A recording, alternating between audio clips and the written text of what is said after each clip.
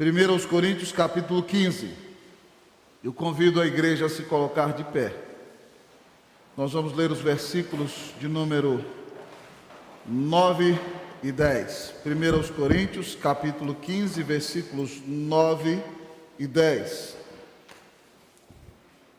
Leamos todos juntos numa só voz, assim diz a palavra do Senhor. Porque eu sou o menor dos apóstolos, que mesmo não sou digno de ser chamado apóstolo, pois persegui a igreja de Deus, mas pela graça de Deus sou o que sou, e a sua graça me foi concedida, não se tornou vã. Antes trabalhei muito mais do que todos eles, todavia não eu, mas a graça de Deus comigo. Oremos ao Senhor. Pai Santo, nós estamos aqui, Deus, humilhados diante da Tua santa presença. Pai, nós carecemos da Tua graça, nós carecemos da Tua bondade, da Tua misericórdia e do Teu amor. Pai, muito obrigado porque Cristo nos salvou e nos comprou com o Seu sacrifício na cruz. Ó Pai, não nos deixe esquecer quão grande amor o Senhor nos deu em Jesus. Não nos deixa querer minimizar, Deus, ó Pai, o nosso pecado, ó Deus, ó Pai, porque ele é tremendamente ofensivo ao Senhor, a ponto de exigir a morte da pessoa, ó Deus, ó Pai, da pessoa humana mais preciosa que já existiu, que é o próprio Deus, nosso Senhor Jesus. Pai, então não nos deixa, Senhor, querer frivolizar, Senhor Deus, ó Pai, aquilo, ó Deus, ó Pai, que foi tão caro. E em nome de Cristo Jesus, ajuda-nos a viver uma vida de amor, de consagração, de dedicação, de gratidão e de entrega total, porque o Senhor nos amou e deu sua vida na cruz por nós. Fala conosco e exalta, ó Deus, ó Pai, a Ti mesmo, enquanto ouvimos a pregação da palavra nesta noite. É o que nós te pedimos em nome do Senhor Jesus Cristo. Amém. Assentai-vos, queridos irmãos e irmãs.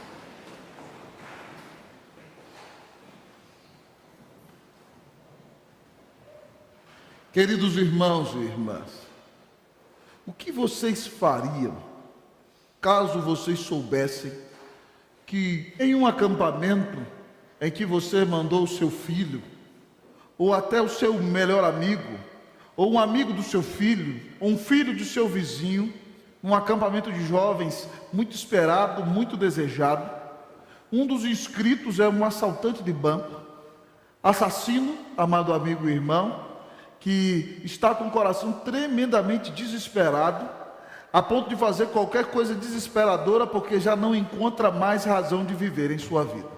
O que você faria se você soubesse que seu filho está nesse acampamento? Se você soubesse que o seu melhor amigo está nesse acampamento, o que você faria? Você correria e tiraria seu filho de lá? Ou você exigiria que o pastor mandasse essa pessoa embora? Ou você chamaria a polícia? Querido amigo e irmão, há alguns anos atrás, em uma igreja presbiteriana no interior do Brasil, estava num acampamento um jovem que já tinha uma longa lista de crimes, mesmo sendo filho de pai de alta sociedade, de classe média alta no interior de Minas. Esse moço se envolveu com as drogas, se envolveu com a prostituição, se envolveu com falsas religiões, se tornou um criminoso, assassinou outro criminoso e era um assaltante de banco, querido irmão, já procurado no interior do seu estado. E no momento de desespero, por não ter um acampamento na igreja romanista da região, ele vai num acampamento protestante e ali ele fica meio agitado e de repente ele sai para um canto e começa a fumar. E querido amigo e irmão, o pastor se senta ao lado dele e ele fica ali pensando que ele podia fazer qualquer coisa contra a vida daquela pessoa, mas de repente ele vai para o culto no acampamento e o Espírito Santo, amado amigo e irmão, por meio da pregação do Evangelho, visita aquele moço com uma grande convicção de pecado e ele crê em Cristo Jesus, amado amigo e irmão, e é salvo. E depois, amado amigo e irmão, ele tem um pai que tem muito prestígio.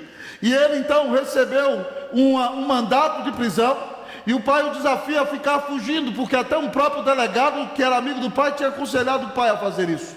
Mas aquele moço, porque experimentou uma real conversão, amado amigo e irmão, se entrega à polícia e vai para a prisão. cumprir pena. E ali naquela prisão, amado amigo e irmão, ele é discipulado, e ele se torna um evangelista abençoado, e começa uma igreja na cadeia, e ele paga a sua pena, por causa do assassinato de outro bandido, e ele sai dali, e vai para um seminário presbiteriano, e hoje é um pastor da igreja presbiteriana do Brasil. E eu, ano passado, tive a alegria de indicá-lo para assumir uma preciosa igreja, em uma das capitais do nosso país. Quem faz esse tipo de coisa, irmão? Quem pode mudar a vida de alguém desse jeito? É só a graça de Deus. A Bíblia diz em Efésios 2, 8 e 9 que pela graça sois salvos, mediante a fé. E isso não vem de vós, é dom de Deus, não de obras, para que ninguém se glorie. O versículo 10 diz, porque somos feitura dele, criados em Cristo Jesus, para boas obras, as quais Deus de antemão preparou para que andássemos nelas. Queridos irmãos e irmãs, a graça de Deus é o atributo de Deus, que é a fonte de todas as suas bênçãos para conosco. A graça de Deus, amado irmão, é o veículo da glória de Deus, é o meio através do qual Deus se apresenta a nós e nos mostra o seu amor na pessoa de seu Filho Jesus Cristo. A graça de Deus, amado irmão, é favor imerecido, é Deus nos dar aquilo que nós não merecemos, é Deus nos dando a maior de todas as bênçãos, que é dando-nos a sua salvação, o seu perdão, a sua justificação, o seu amor, e dando-nos a bênção de tornarmos-nos seus filhos, e conhecendo a Ele como nosso Pai, como nosso perdoador, como aquele que nos livra do inferno, como aquele que nos dá paz em sua santa presença. Graça, amado irmão, de fato é a maior de todas as bênçãos que nós podemos receber. E se você está aqui, não é porque você é bom, não é porque você tem uma melhor condição social, não é porque você é mais bonito do que outros, é única e exclusivamente por causa da graça de Deus, que te dá aquilo que você não merece, que é o perdão, que é a vida eterna, que é a reconciliação, que é a paz com o Senhor. E nesse texto nós encontramos o apóstolo Paulo falando sobre graça, queridos irmãos e irmãs. Nesse capítulo tão precioso em que Paulo escreve à igreja de Corinto, amado amigo e irmão, que foi uma igreja que teve a alegria de ter a Paulo 1 ano e meio no pastorado daquela igreja. E ela teve um crescimento exponencial, porque Paulo também era pregador evangelista. Mas ainda que Paulo tenha permanecido ali por 1 ano e meio, amados irmãos, essa igreja sofre de uma intensa falta de maturidade.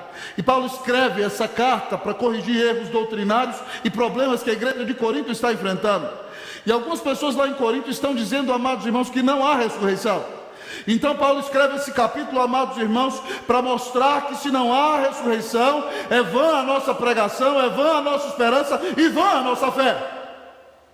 Então, amados amigos e irmãos, ele narra que o evangelho que ele recebeu e entregou àquela igreja, antes de tudo, foi que Cristo morreu pelos nossos pecados e foi sepultado, e ao terceiro dia ressuscitou, como dizem as Santas Escrituras. E depois aí, amados irmãos, ele começa a argumentar a favor da ressurreição. E ele fala que o Senhor Jesus foi visto por Pedro, mas não somente por Pedro, depois pelos 12 amados amigos e irmãos que andaram com ele 3 anos. E para que deixasse a todos com a certeza de que a ressurreição de fato aconteceu, 500 pessoas viram o Senhor Jesus. E é impossível, amados irmãos, que 500 pessoas sustentem uma mentira durante toda a sua vida, amados amigos e irmãos, sem que qualquer um daqueles titubeie.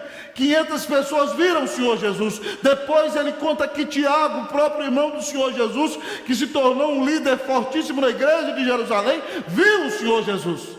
E depois ele conta que ele mesmo, como nascido fora de tempo, amados irmãos, também teve a alegria de ver o Cristo ressurreto. Que experiência maravilhosa. Imagina, Márcia, se Jesus aparecesse para você. Que coisa gloriosa. Paulo experimentou isso, amado amigo e irmão. E aí ele diz, por que aconteceu isso em sua vida? Ele diz que porque eu sou o menor dos apóstolos, porque eu persegui a igreja de Deus. E ele diz, mas pela graça de Deus eu sou o que sou. Paulo, nesses 2 versículos, amados irmãos, ao dar um testemunho da sua vida, ele nos revela que a graça de Deus realiza milagres. A graça de Deus realiza milagres. E a própria vida dele é um grande milagre. Portanto, amado irmão, preste bastante atenção, porque neste sermão o Deus da salvação vai apresentar a você os milagres da graça de Deus. E eu espero, amado irmão, que você não conheça esses milagres somente de maneira intelectual, mas que você os experimente em sua vida, em nome de Cristo Jesus, para a glória de Cristo Jesus. Amém! A graça de Deus realiza milagres. O primeiro deles, que Paulo diz, irmãos, é transformação. O primeiro milagre que ele narra para nós é transformação. Versículo 9. Porque eu sou o menor dos apóstolos, que mesmo não sou digno de ser chamado apóstolo, pois persegui a igreja de Deus, mas pela graça de Deus sou o que sou. Ah, amados amigos e irmãos, Paulo conta para nós que ele experimentou uma grande transformação. Ele se coloca como o menor, o mais pequeno dos apóstolos. E apóstolo, amado irmão, aqui significa embaixador. Apóstolo aqui, amado amigo e irmão, é aquele que tem a autorização do seu Senhor para representá-lo em qualquer lugar onde estiver. A palavra apóstolo também significa mensageiro autorizado por Deus. Paulo se considera o menor dos apóstolos. Talvez você dissesse, será que ele está com a crise de baixa autoestima? Não, ele está se humilhando. E ele aqui diz, eu nem sou digno de ser chamado apóstolo, porque eu persegui a igreja de Deus, mas pela graça de Deus sou o que sou.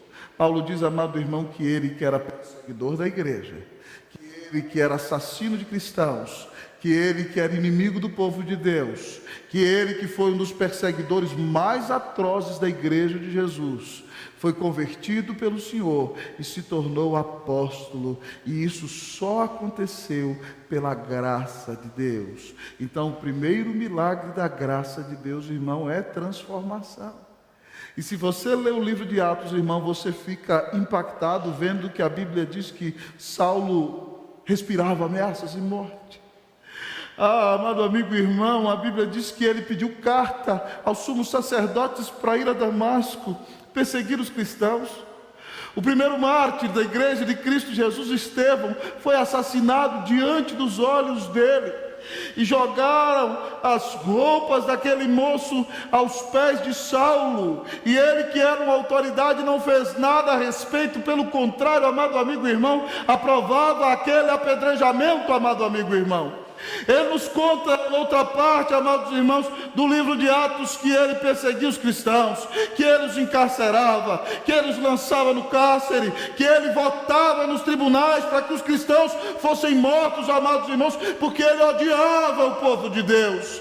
Ele tinha zelo pela lei, mas não conhecia o Senhor. E quando ele pede cartas ao sumo sacerdote e vai rumo a Damasco para prender o povo de Deus, amados amigos e irmãos, a Bíblia diz que brilhou uma luz gloriosa como o sol em sua força no caminho, e ele cai por terra, fica cego, e ouve uma voz que diz: Saulo, Saulo, por que me persegues? Dura coisa é recalcitrares contra os aguilhões.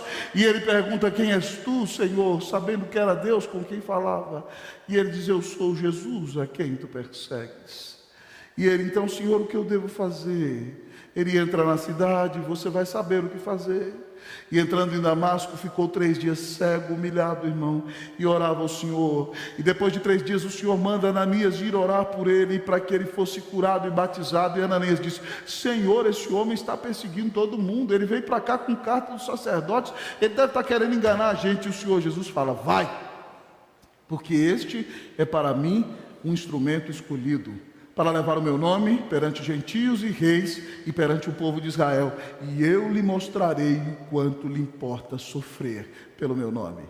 E Ananias foi e orou por Paulo, e Paulo foi curado, e Paulo foi batizado, e já começou a pregar em Damasco, amado amigo e irmão. Depois esteve em Jerusalém, depois passou, amados irmãos, um tempo na Arábia, 14 anos em Tarso, e depois, amado irmão, foi ser pastor na igreja de Antioquia, e depois no campo missionário, quando Deus o chama, Ele se torna líder das viagens missionárias, com Barnabé o seguindo. E aquele então, amado amigo e irmão, que era o maior perseguidor da igreja, se tornou o maior perseguido por causa do nome de Jesus.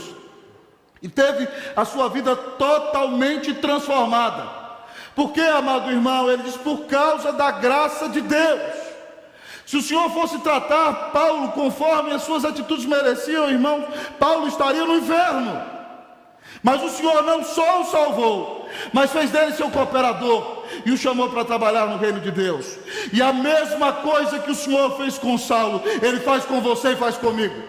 Eu e você merecemos a ira de Deus. Eu e você merecemos o inferno, amado amigo e irmão. Eu e você merecemos a rejeição de Deus. Mas porque Ele nos amou e deu Cristo na cruz para nos salvar, Ele nos estende a sua graça e nos chama a uma real transformação, para que nós nos tornemos vasos de bênção em suas mãos, para que Cristo seja exaltado em nossa vida, para que muitas pessoas conheçam o Salvador através de nós. Ah, amados amigos e irmãos, quem se encontrou com a graça de Deus é transformado. A graça de Deus realiza milagres. O primeiro milagre, amado amigo e irmão, da graça de Deus é a transformação. Eu quero perguntar para você, faz quantos anos que você está na igreja? Você continua cometendo as mesmas atrocidades que você fazia há 10, 15, 20 anos atrás? Se você era uma pessoa tremendamente antiética antes de se converter, você continua sendo o mesmo antiético mesmo depois de convertido, amado amigo e irmão? Se você era um mentiroso, amado amigo e irmão, você se diz convertido e continua vivendo uma vida de mentira? Se você, amado amigo e irmão, era um estelionatário, você continua cometendo estelionato, amado amigo e irmão, até o dia de hoje? Se você, meu amado amigo e irmão, era alguém que vivia uma vida de traição, você continua fazendo a mesma coisa? Eu quero dizer para você o seguinte, irmão, que quem se encontrou com Jesus não pode continuar vivendo do mesmo jeito. Quem se encontrou com Jesus é transformado por Jesus. E nessa noite, ao ouvir essa mensagem, meu amado amigo e irmão, a palavra vem dizer para mim e para você que a graça de Deus realiza milagres. Se você tem se dito crente, mas continua nas mesmas práticas de outrora, a Bíblia diz, amado irmão, a Bíblia diz, amado irmão, que não nos sobreveio tentação que não fosse humana. Mas Deus é fiel e não permitirá que sejamos tentados além de nossas forças. Pelo contrário, juntamente com a tentação, nos dará a saída, de sorte que a possamos suportar. Então, meus amados irmãos e irmãs, que Deus nos permita clamar a Ele o seu perdão e a sua graça, e que você experimente real transformação na sua vida, porque a graça de Deus realiza milagres. Se você tratava mal a esposa, agora você vai tratar bem. Se a senhora era uma pessoa difícil de conviver, minha irmã, a senhora vai ser mudada. Se você tinha um caráter tremendamente complicado, irmão, sua vida muda, porque quando Cristo entra em nossa vida, as coisas não permanecem do mesmo jeito. A graça de Deus realiza milagres. O primeiro milagre da graça de Deus, amados irmãos, é a transformação. Que o Senhor produza real transformação na sua vida, amém, meu irmão? Não é possível, meu irmão, que você, meu irmão, se diga cristão, esteja contente e satisfeito com uma vida de frieza, com uma vida de marasmo, com uma vida, amado irmão, irrelevante, com uma vida que não faça diferença para a glória e honra do nome de Jesus. Que o Senhor mude a sua vida, que você pare de viver para você, e que você de fato comece a viver por Jesus. Que o Senhor te visite com o milagre da transformação, porque quem conhece a Jesus, quem conhece a graça de Deus, experimenta real transformação. Primeiro milagre da graça de Deus, transformação. Você tem sido transformado pelo Evangelho de Jesus. O apóstolo continua a nos ensinar que a graça de Deus realiza milagres. O primeiro milagre da graça de Deus é a transformação. Mas o segundo milagre, amado irmão, da graça de Deus é a frutificação. O segundo milagre da graça de Deus é a frutificação. Olhe comigo, irmão, para o texto, frutificação. Eu vou pedir à igreja que leia para mim, por favor, o versículo de número 9. E depois eu lerei parte do versículo 10. Leia o 9, por favor.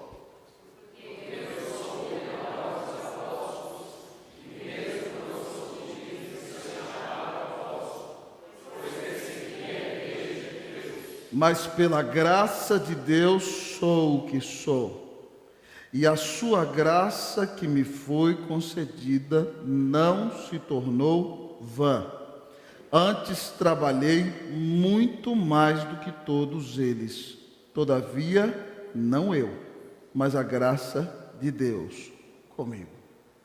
Paulo diz que pela graça de Deus ele é o que é, apóstolo, amados irmãos. E é impressionante ele dizer que a graça não se tornou vã na vida dele. A graça na vida dele não era graça barata, meu amado presbítero. A graça na vida dele, minha querida irmã, não era graça vã. A graça na vida dele, amado amigo e irmão, produziu muito fruto. Ele diz que a ponto de que ele tenha trabalhado mais do que os outros 12 apóstolos juntos, e muito mais do que todos eles, amados amigos e irmãos. E ele reconhece, não fui eu, foi a graça de Deus comigo. Mas Paulo está dizendo, amados irmãos, que quando a graça de Deus se manifesta na nossa vida, ela produz frutos exponenciais, amados amigos e irmãos. Paulo era, querido irmão, o inimigo da igreja.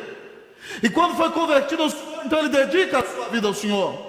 Enquanto os apóstolos passaram a maioria da sua vida, até que Jerusalém fosse destruída no ano 70 naquela cidade, Paulo, amados amigos e irmãos, foi pelo mundo pregando o Evangelho. Ele levou o Evangelho, amado irmão, pela região da Frígia e da Galácia. Ele levou o Evangelho, amados irmãos, na província romana da Ásia, que é toda a região da grande Turquia nos dias de hoje. Ele, amado irmão, introduziu o Evangelho na Europa pela Grécia, amados amigos e irmãos. E pregou por toda parte o Evangelho de Jesus, e ganhou centenas e centenas de almas para o Senhor. Ele diz, a graça de Deus na minha vida não foi vã. Pelo contrário, por causa do tamanho da salvação que recebi, eu não tive outra opção. Eu me dediquei a pregar o Evangelho, e pela graça de Deus, ele diz aqui, trabalhei muito mais do que todos eles. Paulo diz para nós, amado irmão, que o milagre da graça de Deus é a frutificação. E é impressionante porque nessa mesma carta, no capítulo 3, a igreja de Corinto tinha um sério problema. Isso é problema de igrejas imaturas. Paulo já começa escrevendo, agradece pela vida deles, mas já os confronta direto, chamando-os de maturos. E dizendo, amados irmãos, que eles andavam falhando. Porque lá alguns diziam o seguinte, eu gosto do pastor Paulo. Ele foi quem plantou a igreja. Ele é o pastor que importa para mim. E aí outros diziam, eu gosto do reverendo Apolo. Ninguém prega como esse homem. Que eloquência incomparável. Outros que nem conheciam Pedro, diziam, não, eu sou discípulo do pastor Pedro, porque ele foi o primeiro pregador que ganhou 3.000 pessoas. E aí outros aí diziam, não, outros mais espirituais, não, eu não sou discípulo de pastor nenhum, eu não sigo a homens, eu sigo a Jesus. Se orgulhando e se envaidecendo do que diziam. Paulo disse que não podia falar com eles como espirituais, mas como carnais, amados amigos e irmãos. Como quem não tinha entendido o Evangelho, amados amigos e irmãos. E não entendem que pastores são servos por meio dos quais a igreja crê. São servos por meio dos quais Deus abençoa a igreja. Mas quem é Senhor da igreja é Jesus, amado amigo e irmão. E a igreja nunca deveria se dividir, porque fulano gosta de pastor A e fulano gosta de pastor B. Porque quem é o Senhor da igreja é Jesus. E quem conduz a igreja é Jesus. E aí Paulo vira para eles e fala assim, eu plantei, meus irmãos. Ninguém me tira esse privilégio. Apolo veio e regou. Mas sabe quem fez crescer? Foi Deus. Eu plantei, Apolo regou, mas o crescimento veio de Deus. É assim que a igreja cresce, um trabalho duro, alguém tem que ir lá dar a cara para bater e plantar. Plantar não é fácil. Chega outro que no sol quente é difícil, né? Tem que jogar água. No dia de Paulo não tinha, amado irmão, essa irrigação maravilhosa que você vê na região central do Brasil, em que o camarada tira a água do rio e irriga tudo de maneira gloriosa e rápida com máquina. Não, o povo tinha que irrigar, amado irmão. Se ficava longe do rio, era até no balde, amado amigo irmão. Tinha que jogar água para que a planta desse. Era um trabalho duro, mas também é um trabalho em equipe. O trabalho do reino é com Paulo e com Apolo. Mas o trabalho do reino, irmão, é um trabalho que depende de Deus. O crescimento veio de Deus. Paulo está reconhecendo, irmão, que ele pode dar muito fruto, porque ele foi salvo pela graça de Jesus. Ah, querido irmão, que tipo de fruto você está dando? Na sua vida nós percebemos o fruto do Espírito. Se alguém for falar de você, vai dizer que você é caracterizado por amor, alegria, paz, longanimidade, benignidade, bondade, fidelidade, mansidão e domínio próprio. As pessoas percebem na sua atitude que você tem o Espírito Santo na sua vida, meu irmão. Você trata as pessoas como Jesus trataria, amado irmão, até quando elas te tratam como você não deveria ser tratado, irmão. Isso é fruto. Outra coisa, meu irmão, você tem gastado a sua vida na obra de Deus. Você tem falado de Jesus para alguém. Mãe, você tem feito a diferença na vida dos seus filhos, mãe. Você ora com eles. Pai, você lê a Bíblia dentro de casa, pai. Pai, sua família está firme na fé por causa do seu testemunho, pai. Você tem orado pelos seus filhos nesse tempo de crise, irmãos, porque criar filhos nesses dias, amado irmão, é algo tremendamente difícil. Nunca foi fácil, mas agora parece que se dificulta cada vez mais e mais. Você tem orado pelo seu lar. Lá no seu trabalho, você é alguém que as pessoas falam assim para você, bom dia, e você fala, bom dia nada, e não cumprimenta ninguém, ou você já chega, bom dia pessoal, bom dia, bom dia, bom dia fulano, e aí você aprende o nome das pessoas, bom dia fulano, e você fala o nome e a pessoa fica impactada, bom dia José, bom dia Maria, bom dia Antônio, que Deus te abençoe, que Deus seja contigo, que Deus te guarde, que Deus te conduza, que Deus leve a sua vida debaixo da bênção, de nome de Jesus. Que diferença você faz, irmão? Irmão, um ano atrás eu ouvi o reverendo Jeremias contar um negócio que eu achei maravilhoso. O reverendo Jeremias é o pastor da 8ª Igreja Presbiteriana de Belo Horizonte. Ele contava que lá perto da igreja dele tinha um comércio. E ele começou a pensar, meu Deus, como é que eu vou abençoar esse povo do comércio? E ele falou o seguinte, eu vou chegar lá no comércio e falar com esse povo se eu posso orar por eles. E ele chegava numa loja, o povo deixava orar. E aí ele chegou na loja de um homem lá e falou assim, qual o nome do senhor? Ele falou assim, falou o nome. Ele falou assim, eu sou pastor, sou evangélico, eu vim aqui, eu queria abençoar a sua vida, posso fazer oração por você? E ele falou assim, não quero oração não, de jeito nenhum.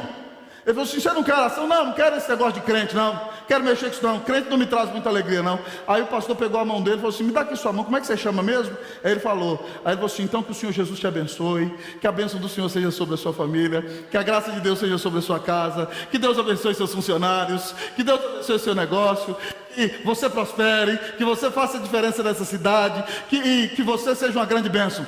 Aí ele olhou para ele e falou assim, o senhor é o pastor Jeremias, né? Ele falou assim, sou eu, né? Ele falou assim, porque minha mulher vai na igreja do senhor, e minha mulher só fala do senhor, eu vou falar a real para o senhor, eu tenho ciúme do senhor, né? Porque minha mulher chega lá em casa e só fica falando do senhor, que o senhor foi uma bênção, que o senhor foi uma coisa maravilhosa, que a mensagem tocou, ela chega chorando, só fica elogiando o senhor. E o pastor Jeremias virou para ele, ô cabeção, não fica com inveja disso não, rapaz. Eu fico vendo sua mulher lá no cantinho da igreja, triste, sozinha, e você que tinha que estar lá do lado dela, rapaz. Não acho ruim dela falar bem do sermão, não, você é marido dela, acompanhe ela, eu te espero domingo que vem na igreja. E ele foi, irmãos. E Deus o converteu, meus irmãos. E ele é uma bênção, meu irmão, na igreja, para a glória e honra do nome de Jesus. O que você está fazendo, meu irmão, nesse mundo? Por que você está onde você está? Você já parou para pensar que lá no trabalho você podia chegar para uma pessoa, eu queria fazer uma oração pela sua vida, eu posso? E você vai orar, irmão, e essa pessoa vai ficar totalmente quebrantada por causa da graça de Deus em sua vida. Você já parou para pensar que você pode pegar um daqueles folhetos que está ali na porta e botar na mesa do seu colega dizendo, eu estou orando para Deus abençoar você e a sua família? Você já parou para pensar que você pode dar uma Bíblia de presente para alguém que está no seu trabalho? Você já parou para pensar que você pode convidar uma pessoa para comer na sua casa e de repente então no meio da conversa antes de comer você ora com aquela pessoa e você explica, nós oramos porque nós somos cristãos, porque Cristo morreu por nós. Não repare, participe conosco da oração e antes de orar você já pregou o Evangelho. Preste atenção, meu irmão, a graça de Deus na nossa vida não pode ser vã, ela tem que nos levar a frutificar. Nós temos que ser uma bênção para a glória e honra do nome de Jesus. Você, meu irmão, tem abençoado a vida de alguém? Lá no seu prédio o pessoal sabe que você é cristão. Lá no seu trabalho as pessoas conhecem o seu testemunho. Irmãos, uma das perguntas que eu sempre me faço, e é claro que é Deus quem salva seus eleitos, mas eu me pergunto muitas vezes, Senhor, enquanto eu estou passando por um lugar, será que a minha vida vai fazer alguma diferença nesse lugar? Será que a graça de Deus comigo vai trazer alguma transformação para esse lugar? Será que a graça de Deus comigo vai trazer um grande impacto na vida das pessoas que estão comigo? Será que a graça de Deus na minha vida vai desagradar alguns porque eles precisam ser desagradados? Será que a graça de Deus na minha vida vai trazer consolo para outros que precisam da paz e do Evangelho de Cristo Jesus? Será que a minha vida faz alguma diferença nesse mundo, irmão, para a glória e honra do nome de Cristo Jesus? E se a minha vida, irmão, não fizer nenhuma diferença, eu tenho que repensar se eu estou no lugar certo, no chamado certo, e se eu de fato me chamo cristão. Porque se a graça de Deus está comigo, eu tenho que ser um agente de transformação, eu tenho que ser um agente de bênção, eu tenho que ser alguém que leva o Evangelho para a glória e honra do nome de Jesus. Que Deus, amado irmão, faça de você alguém frutífero, amém? Que você não se contente com o pouco, que você pare de se comparar com os outros, que você pare de orar, não, fulano não faz nem a metade do que eu faço, eu estou bem. Não se compare com homens, a comparação é feita com o Senhor. Então, em nome de Jesus, diga: Senhor, tira todo o marasmo da minha vida e usa a minha vida para que eu faça alguma diferença para a glória e honra do nome de Jesus, amém, meu irmão? Para que quando você estiver lá na glória, você veja contigo aqueles que Deus transformou soberanamente, usando a tua vida para a glória dele. Que Deus nos abençoe, amém, meus irmãos? Que a nossa vida seja um instrumento de mudança nesse tempo, para a glória e honra do nome de Jesus. A graça de Deus realiza milagres. Você tem experimentado os milagres da graça de Deus em tua vida? Que o Senhor te visite com transformação, que o Senhor te visite com frutificação. Mas que milagre mais da graça de Deus você pode experimentar? A graça de Deus realiza milagres. E o último milagre que o texto apresenta que a graça de Deus realiza, amado irmão, é a humildade. O último milagre da graça de Deus que Paulo nos apresenta aqui é a humildade. Em primeiro lugar, transformação. Em segundo lugar, frutificação. Mas em terceiro lugar, humildade. Olhemos o versículo 10.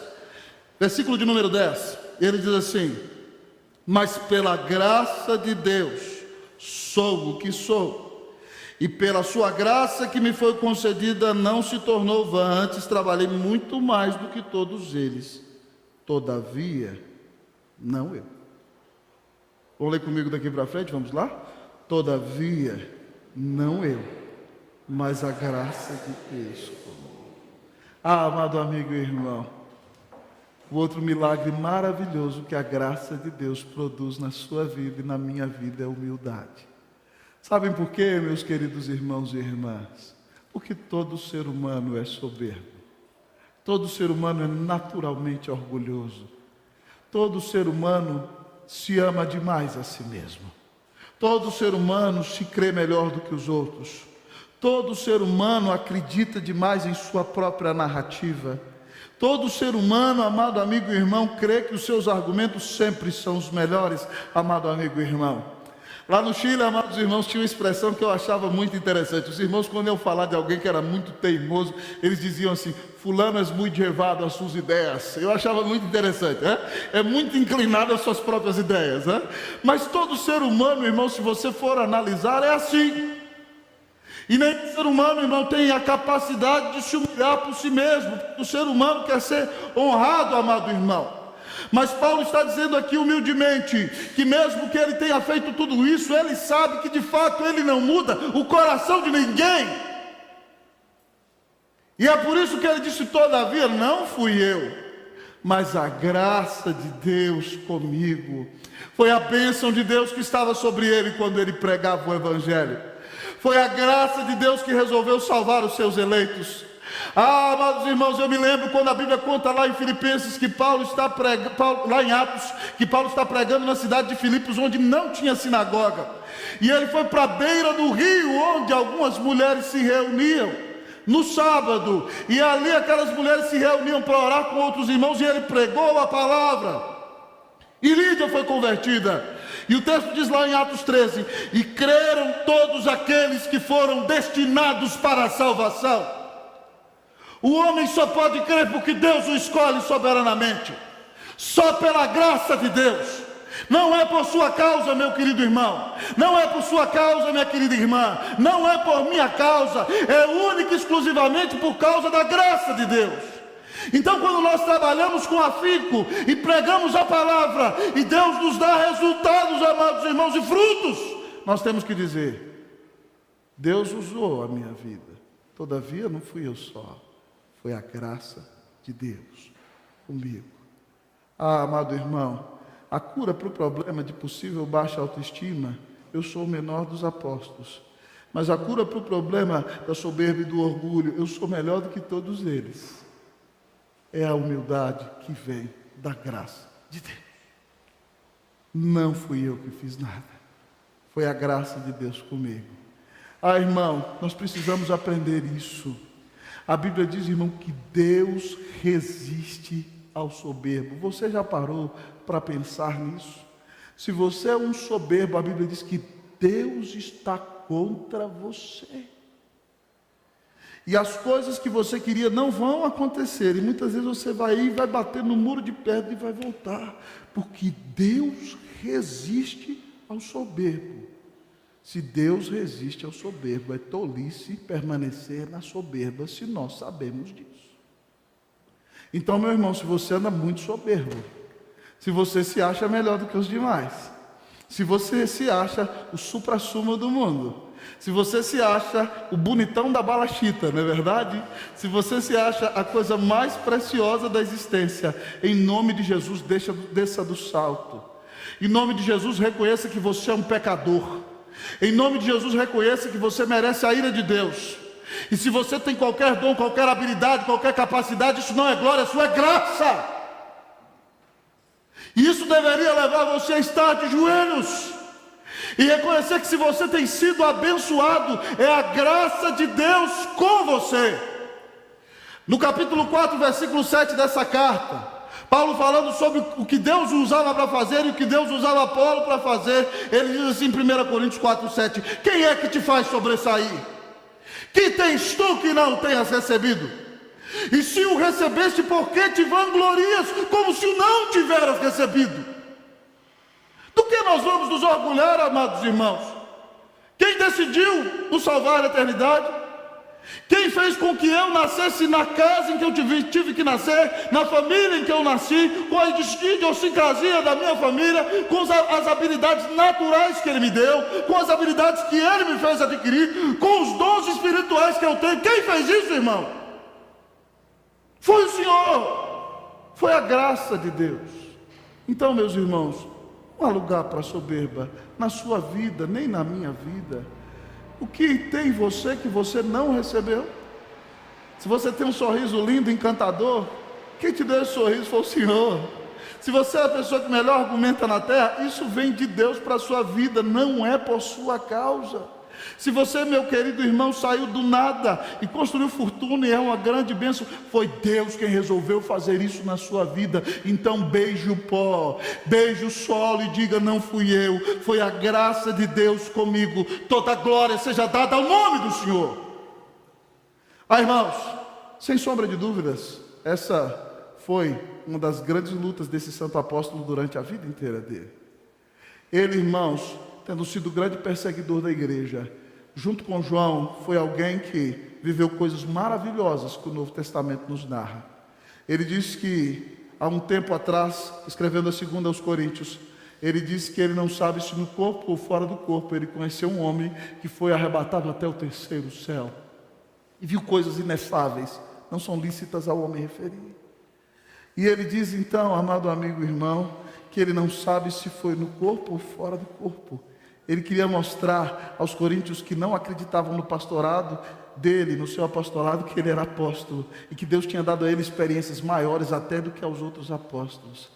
Mas aí ele diz logo em seguida, em 2 Coríntios 12, 7, para que não me ensoberbecesse por causa da grandeza das revelações, foi-me posto um espinho, a palavra no grego é uma estaca na carne, a fim de que, mensageiro de Satanás, a fim de que me esbofeteasse, a fim de que eu não me exalte.